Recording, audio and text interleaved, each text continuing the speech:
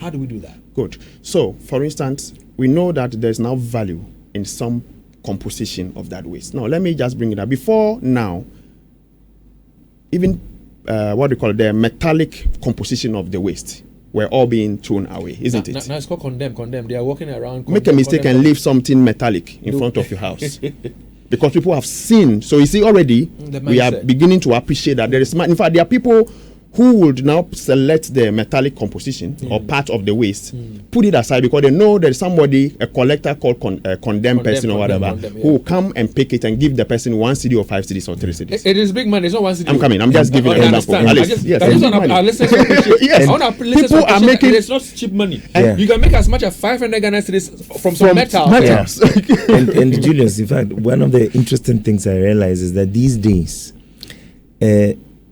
if you don't take care with your construction site and you don't secure your iron rods properly, by the time you come, your iron rods will not be there. Because we have found value in that thing we call waste, which used to be waste. Now, the same thing is happening to other compositions. So, for instance, he was talking about plastics. Now, we need to understand that plastic is no more waste. I may have consumed a bottle of water, but then the container that contains that bottle, or whatever thing it is, whatever it is, I mean, whatever beverage, whatever liquid, whatever I have, in fact, it might even be a food package. I might have consumed whatever product is in there, but the packaging, somebody still needs it, just like the metal. And of course, that will go if we are able to segregate and put it aside. In fact, people are even paying money for this now. You plastics? Oh yes. No, I know what it is true. so I also use a lot of bottled water. Initially, I would have mixed them up with my refuse, but upon reading and preparing for some of these conversations on shows, I decided to do the segregation myself.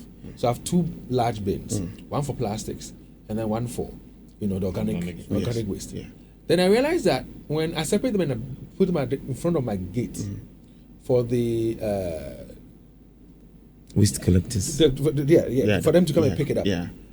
People come, and I realize that my bin, the one with the bottles, are emptied, but the organic ones are left. So I decided to find out who was doing it. Apparently, there's this old woman who will come around, and then she'll open the bin, the lid of the bin, and remove all the plastic bottles and take it away. So one day I was jokingly saying, "Hey, I don't can I bring media?" So people are gradually getting it. But how do we get much more the broader public to understand that? Listen, let's go to waste segregation. And let's also let them understand that we can get some money out of it, and then thereby ridding our city of the filth of plastics. How do we get that out? So Dave, this is exactly what we are doing, and I think that's what I appreciate this kind of programs. A lot of us out there, this is information sharing, may have the will to do this, but we don't even know that these resources are available to us, to use. And so, education, public, what are awareness. the people themselves who are into the business of? Yes, of course, I'm coming to that. So recently I met a company, because of the work we do, we deal with a lot of these recycling companies, who are, in fact, they are, like my colleague said, some of them are not even getting the needed quantity of the plastics, or they come in a quality that is not good enough. And so it gives them a lot of waste. You have to clean them before. They have to clean them, use them, and all of that. Of course, that is where we come in as engineers, because for us, we even feel that even if it comes in a way that the quality is not there, we should have systems to be able to deal with it and then get it done, rather than getting it out there in the environment. Okay, and so the users or the companies will really need to come down, okay, and also invest more into getting people to understand the value chain. When you say invest, what do you mean by investment? Yes, of course. So investment will mean that you need to either train, there are people who are already collecting waste. Yeah, they are. So we have different, let me say now about 2-3 levels of waste collectors in Ghana. Those big companies that use the big trucks. Okay, if I'm permitted, like the companies that use the big trucks, there are a couple of them. We also have the tricycle guys who move around. In fact, they are even in the majority now, because even the big companies are relying on them.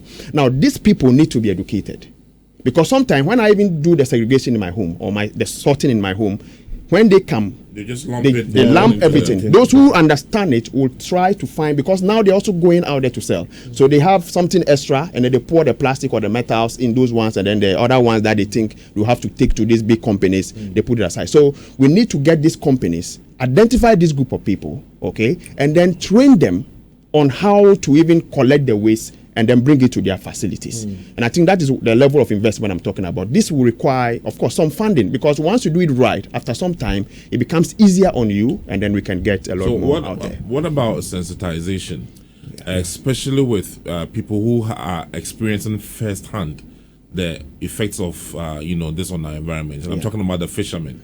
They are the ones who go to the sea and they see the devastation that plastics are causing. But it will surprise you that they are the ones who are not also speaking about how can we do, what can we do to make sure that these people, because they are connected to the everyday people more than those of us sitting in offices, what can we do to make sure that they get on with us and fight this war together? In fact, I would think that the ministry in charge of sanitation now should be doing a lot more than what we are doing. I know they sign a lot of contracts. They try. You see, I think that what we try to do now is that, okay, well, let's collect waste. And so we give so much money out there to some waste companies to try and collect as much waste as possible for us. But we need to go beyond that. Otherwise, our challenge will remain at the collection level. David, if you permit me. No, but before I'll permit you, I sure would, because we want to find solutions to our challenges. And now, Joel, I've been able to furnish you with the video I was talking about. So Joel will show that video on Facebook right now, where fishermen went fishing, and they came back ashore, and instead of having fish to sell, because that's their trade, they just brought bottles, plastic bottles. And Joel, you have that video now on our call. Please show it on Facebook right now, and listeners, go see what we're talking about. Meanwhile, these are plastics that, if well segregated and well planned, could rather fetch people some money. Because a lot of people are out there, they complain and say they don't have work. But this can give them much more money. If done right, you can make about 2,000 or 3,000 Ghanaian cedis a month. Or even more. You can make 3,000 quick money from the plastics that we're throwing out there, which is of course destroying our environment. So now we'll indulge you. What did you want to say, Prof? So our discussion so far has bordered on the final output, the waste. But you see, all of us have a role to play. All of us. But before we talk about the roles, if you don't mind, let me bring up another thing. Then we'll talk about the roles that we all have to play. And any of you can take that question for me. Because, yes, we'll talk about plastics. First of all, you've even made certain instance of the metals.